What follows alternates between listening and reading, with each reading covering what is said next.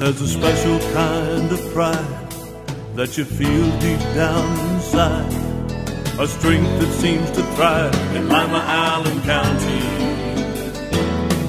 The American way of life, to get in gear and do what's right. An unbreakable forthright link called real American strength. Lima, Allen County, real American strength.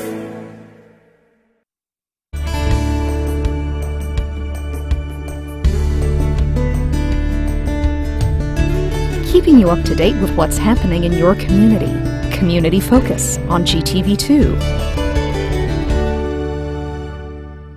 Thanks for joining us today on Community Focus. I'm Anne Decker.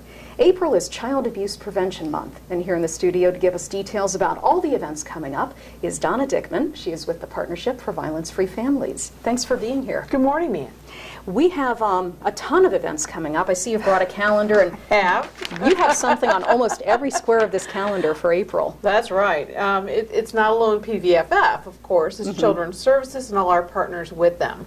So we do have a host of events. We want to make sure not a week goes by that we don't keep forefront to our mind we need to keep our kids safe. Well, let's start off with the visible thing, because we have the pinwheels. The pinwheels. Where are you going to put them this year? Lima Memorial Hospital, right in front of the ER room. We put them there last year. Wow, what an entrance to the city. Well, sure. Especially with the sun shining in. How many are going up? 928 pinwheels are going up this year. And that represents? That represents the number of kids that had made calls placed for them. So people were concerned enough to call about their welfare, thinking they may be being hurt. So they called Children's Services to do that.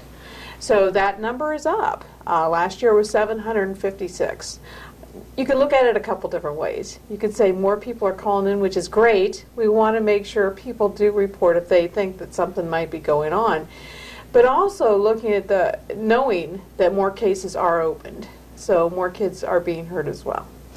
What constitutes abuse in this community? I mean, at what point do you call Children's Services? Right. When you're looking at abuse, you're looking at physical, emotional, neglect, sexual abuse. All these different things sort of manifest themselves in different ways. So you may notice that a child always has long sleeves on, or things to cover their body so you don't see the bruises and things. Kids that are hoarding food, maybe they aren't getting enough to eat, or they eat a lot at one time. Kids that seem to be really heightened sexually, been exposed to a lot of sexual abuse in their life. So there's a lot of cues in many instructors, school officials, school teachers. They have that kind of background, that kind of training. Medical staff do too. So these kind of red flags, these are the ones that we make the phone calls. Say maybe something's going on in this kid's life. You know, a lot of neighbors are reluctant to make that call. I mean, if it's obvious the kid is being beaten, you call. But if you're just not sure, you don't want to get your neighbor into trouble, you don't want to cause a fuss. I mean, what happens if you do call? Does it cause trouble? You know, where's it better to err on? The side of the safety of the child. So it doesn't hurt to have things checked out. Okay. And just call Children's Services anytime, day or night, if you suspect anything? Absolutely. Unless there's an emergency, then you want to call your local law enforcement. Okay, or 911, of course. Absolutely. What else do you have coming up in April to draw attention to it? Brand new, we have yarn storming. Yarn storming? Yeah. We sort of found this out there on Facebook. It's like, we haven't tried that in our community yet. So we've put it out there. Please send us your granny squares, your strips of fabric, any crocheting or knitted pieces we're looking for, any shades of blue. And we're going to be covering Children's Services building, the fence in front of it, the little parking garage, anything that's around that area that we can wrap in yarn, we're going to do it. No kidding. And that's going to be on April 14th. So if you like to crochet, you like to knit, send your pieces our way. Any shades of blue will do. And then do you need help putting these up? Oh yeah, 2 o'clock on the 14th. It's a Sunday afternoon, and we made it on a Sunday afternoon so we could get our kids there too. Okay. So we have our teen advisory board that have worked really hard, and so please, anyone show up. We're going to be crocheting and knitting all these pieces all over. So it'll be fun. How long is that going to stay up? That'll be staying up for the rest of the month. So from the 14th till the end of the month. When we come into work that Monday morning on tax day. There you go. We'll be sure to drive up Main Street and please take a look. do. Please do. So that'll be brand new this year. And once again, we have our Spank Out Day. That's the last Saturday of every April. And last year we had over 300 families show up. Free event. We have the zoo come in because they always have pockets full of fun animals. Nothing really big, right? You have your hedgehogs. They don't want an alligator. No, nothing they have to wrestle around with. But it's always great, and the kids love to see and experience these animals. And so do Mom and Dad. That's right, that's right. So it's a free event. It's over at the Eagles on Robb Avenue every fourth Saturday of April. We've been holding this for the past 7 years. And what time is that? That's from noon to 2:30. Okay. And that's to encourage families to not spank, right? Right. Well, come on over. And then we also have a parenting session. We have a couple of giveaways, too. So talking about those effective disciplines, you know, when sometimes kids act out, and they do, what do you do with that? So, yeah. An alternative to spanking, We've got some tips. Sure. Okay. What else is coming up? Boy, we have the Children's Breakfast. That's on the 25th. Children's Services provides that every year at the Civic Center, 7:30 in the morning. Free event, open to the public. All you need to do is call and reserve your spot. So typically about 300 community members come, and we award a person or a group in our community with the Pinwheels for Prevention Award. Someone or a group of people that have specifically worked to address families, peaceful families, over the past year. So we have a recipient that will be given an award to that morning. Wonderful. Yeah. Anything else we need to know about? Oh boy, and CASA, Oh, that's right. Court-Appointed Special Advocates for Children. What a wonderful program. And they will be hosting 3 events as well this month. They have a bike run. That's the first ever poker run they're going to have. That's the first Saturday of the month, coming right up this Saturday. They also have their walk, which will be the last Sunday of the month. And so you want to watch for that. And then they also look at that. I forgot what they were doing. There's 3 things. Oh, That's they have why we bring Casa Day in notes. Ohio. That's right, Casa Day in Ohio. Well, we also have a Wear Blue Day in Ohio, don't we? Wear Blue Day, right. That's throughout the whole Children's Services. Department of Job and Family Services sponsors that. And that's going to be on the 10th. Okay. Wear blue to work. Okay. You betcha. Anything else? Oh, boy. As if that isn't enough? It is. It's a lot of things. Prescription Medication Take Back Day. Oh, that's right. That's coming up too, isn't it? It is going to be coming up, and it's on the 20th. The 20th is in the parking lot at Children's Services Building. You know, think about those things that kids can accidentally get their hands on. So, you know, when we talk about child abuse, we just want to make sure our kids are safe no matter what. And so that's another way we can help keep them safer. It's not like those expired medications sitting around. Let's get rid of them. And so they bring them in here? They'll bring them into Children's Services. Okay. And then we have pharmacy students from Ohio Northern University, which will be counting them out and getting rid of them. Properly. Properly. Okay. You betcha. If people want any more information about anything going on during Child Abuse Prevention Month, how do they get in touch? Give us a call or look us up on Facebook, Partnership for Violence-Free Families, or 419-549-8530. Wonderful. Thank you for coming in today. Thank you, Ann. You're welcome. Donna Dickman from the Partnership for Violence-Free Families. Gary Shealy is going to join us when we come back from Lima's Utilities Department right after. It's spring and time to clean up everything, including the Ottawa River. Things get dirty over a long, cold winter, including Mother Nature. We need everyone's help. Be a part of this year's Ottawa River cleanup and help make our community a better place to live. Join your neighbors for a fun-filled, rewarding day along the Ottawa River. It's up to you and me to keep Allen County beautiful and litter-free. So come on, go outside, get some fresh air, and get with the program, the Ottawa River Cleanup Program. Allen County needs you and your friends. This is a nice neighborhood. It is. Is that the house we live in, Mom? Yes. Look at all the kids around here, Mom. I like this house. Hi, we're here about the house. It's rented. It's against the law to deny people the opportunity to live where they want and can afford. If you feel that you've been treated unfairly, give LACA a call and we'll look into your complaint. LACA's fair housing services are free, so call today and get the housing you deserve. 419-227-2586. Help keep the youth of Lima safe by donating to Lima Safety City today. Hello, I'm Chuck Eichelberger from the Lima Noon Optimist Club. Safety City is a very important part of the Lima community. The Optimist Club is renovating Safety City and it needs your help. Donations can be made by going to the website limasafetycity.org. You can also send a donation to Lima Noon Optimist Club, P.O. Box 428, Lima, Ohio 45802. Help keep the youth of Lima safe by donating to Safety City today.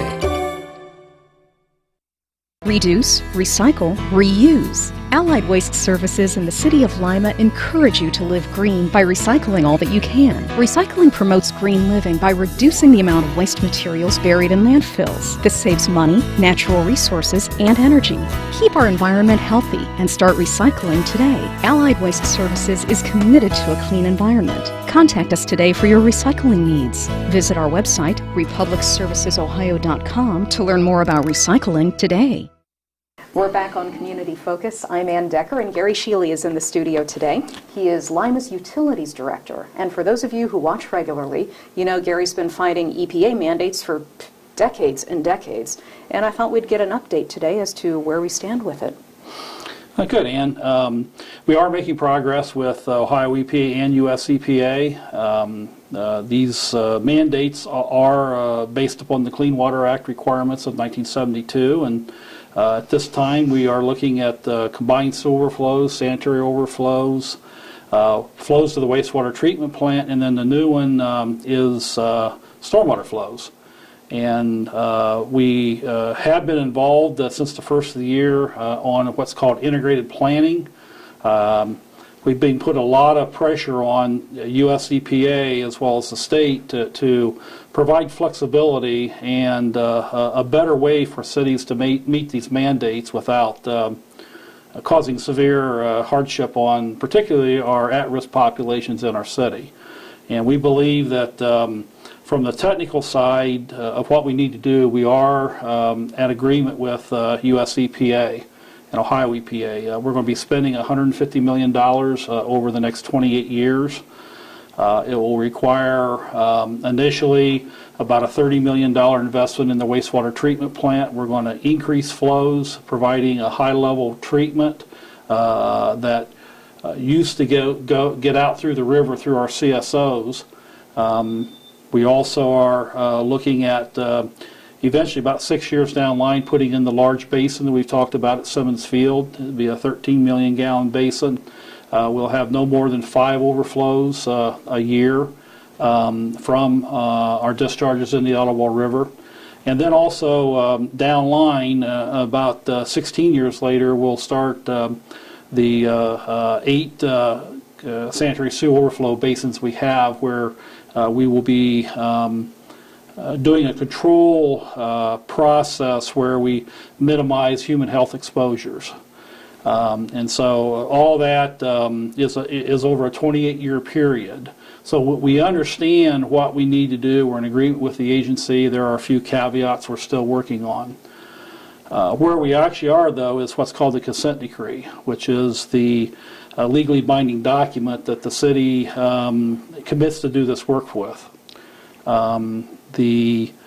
The process that we're in is in this what's called that integrated plan I mentioned before is that we're literally working with our attorneys, our engineers on language that's in this consent decree that ensures that if we don't see the growth that's in the community, particularly the median household income, annually people need to get raises, and it just raises their income up a little bit, and all of our numbers are based upon the 2% of median household income.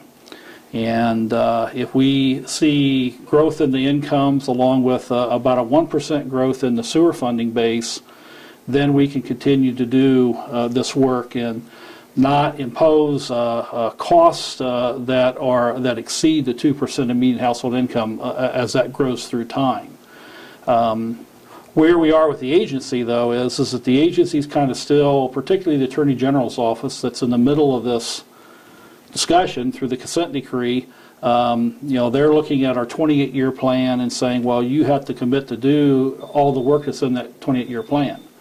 And what we're saying basically is that if we have these assumptions are met, then we can do this without burdening our community excessively. And that's kind of where we are right now. We know what we need to do. We know how we're going to do it. Now it's a matter of getting the legal document basically to marry up to the integrated plan and the protections the community needs. Well, let's talk about the burden to the community. $150 million over 28 years. What does that mean to the people watching and their wallets? Well, what we are focused on now is a $50 a month sewer bill. And when you look at our median household income is just under $30,000. If you divide that by 12 and take 2% of it, comes out to be a $50 a month sewer bill. So what we have done initially, and we did this here a couple months ago, is we have flattened our sewer rate where everybody at the end of a 9-year period would be paying $50. What we initially did in the initial flattening is the surcharges are being phased out to the outside customer. Their bill has come down to $50 a month for the residential customer. The city's average bill at that point in time was about $28, and it's went up $4 or $5, and then it's over a 9-year period will reach this $50 amount. And be capped there. It'll be capped there. You hope. Well, it will not be capped. There will be natural growth that will occur, and that's what we have to see to be able to provide the debt service to do the work we need to have done. Because what will cause the serious financial stress on the community is if we have to take on new debt for the next project without seeing a growth in revenue from a natural process of the median household income and some sewer growth. If we have to basically pull the trigger on that debt, then that's going to raise the bill significantly above what our projections are. And so that's what we're discussing with the agency right now is that we need those assurances to see the natural growth occur in the community, see these issues that does not cause the stress on our rate base because of the debt service we'd have to pose. And if we get out there, we have the initial funding to do about the first 6 years of the program, which is some sewer separations and the wastewater treatment plant work. It's about $30 million. But about 6 years down the line, the $40 million basin comes on. And there will be evaluations before we do that work. We'll do the engineering work to determine what is the true cost. Right now we have an estimate. May even take it to bid, but before we could sign the contract to do the work, we need to make sure that we have that consideration. Otherwise, we have to have an opener or reconsideration in our agreement with the agency to say we need to rethink this. And in this 6-year period, we're also through our stormwater system, we're basically looking at means to reduce the amount of stormwater that gets into our combined sewer system, which in fact could lessen the size of the basin at Simmons Field. So this is really a dynamic process. Applying green technologies out in the system can benefit, at the end of the day, what we actually have to construct. And so this is where we're at with the agency, asking for all these things to be considered. When it all boils down to it, is this going to improve the quality of water in the Ottawa River and the quality of the water we drink? What's our benefit?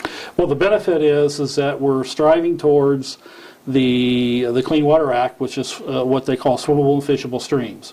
Right now we have about a 28-mile stretch of the Ottawa River that does not meet the full warm water habitat.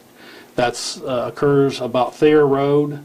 The river basically upstream of Thayer Road is in full compliance with the standards, and you get to Allentown where it crosses the Ottawa River road. It's from that point downstream. It meets the warm water habitat. So between Thayer Road and Allentown, we have this urban environment, and that's what these regulations and that's what the pressure is basically, is to get the river back to this warm water habitat. Is that possible? We believe the agency has just done what's called a TMDL. It's a total maximum daily load. It's a study of the river to determine what are the stressors on the river that keeps it from meeting the standards it's supposed to meet. And those studies reflect that the river can reach warm water habitat. Now, we may have some areas and small pockets because of we've got a lot of man influences in the river. You know, it's no longer the natural stream as it is upstream or downstream of Lima because we've channelized it. We've put concrete sides and different things and stuff like that. But I do believe that a greater percentage of the area that's not in attainment now can reach attainment. And part of the work we're going to be doing with the TMDL, as well as some additional work we're going to be doing on the river, is trying to define what those limits are. Because the regulations continue to come. What's on the horizon out there is what they call nutrients. It's phosphates and nitrates. And the farmer and the ag community is a major part of the contribution to the Ottawa River. We have impacts from our plant, although we do treat for it. But what we have to really understand is what are the causes, and then what are the fixes for those causes. And because if we don't do that necessary work, we may literally be trying to reach a standard that we can't reach because we haven't worked on the actual greater cause that's causing the problem. And you'd hate to spend $150 million trying to do something you physically can't do. That's exactly right. All right. So it's... Gary, if people have any more questions about this, is it okay to contact the office? Absolutely. And 419-221-5294. Okay. And if they have questions, they can feel free to call. There's a lot of information that is on our website, basically, a lot of the presentations we've made that gives even more detail in the technical stuff as well as the financial and economic stuff. That's available for review too. Okay. So. And like you said, it's a dynamic situation, constantly changing, so you'll be back, I'm sure, in a couple of months and give us an update. Absolutely. Okay, thanks for coming in today. Appreciate it. Gary Sheely, Lima's Utilities Director. I'm Anne Decker, and this is Community Focus on GTV2.